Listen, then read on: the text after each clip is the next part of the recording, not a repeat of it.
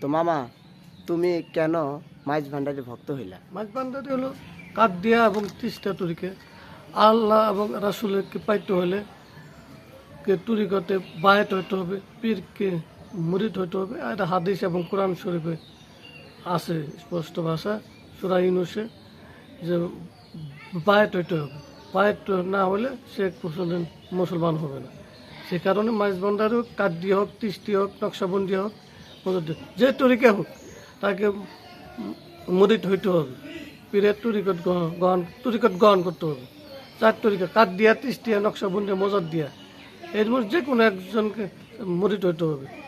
আচ্ছা, তার মানে বুঝতে পারলাম মামা, তুমি বলতেছো যে যে কোনো একজনের মুরিদ আমাদের হইতেই হবে, হইতে হবে। তাই না?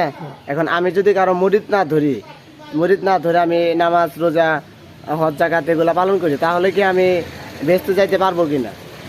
আসলে আপনি যদি শিক্ষক হয়ে যদি ছাত্র শিক্ষকের কাছে যদি না শিখেন, তাহলে আপনার তরিকত কি শিখবেন? একটা সাথে 1 2 3 4 5 বলেন, শিক্ষক ছাড়া তো চলতো না।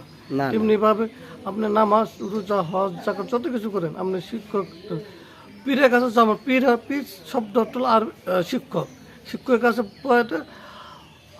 তরিকত, শরীয়ত, তরিকত, হকিকত, মারফত, চারটা বিষয় জানতে হবে। তরিকত আমার বাক্য, তরিকত আমার শরীয়ত, তরিকত, হকিকত, মারফত, তরিকত আমার বাক্য, তরিকত শরীয়ত, তরিকত, হকিকত, মারফত, চারটা বিষয় অভিজ্ঞতা যে থাকবে সে হলো পীরে কামেল।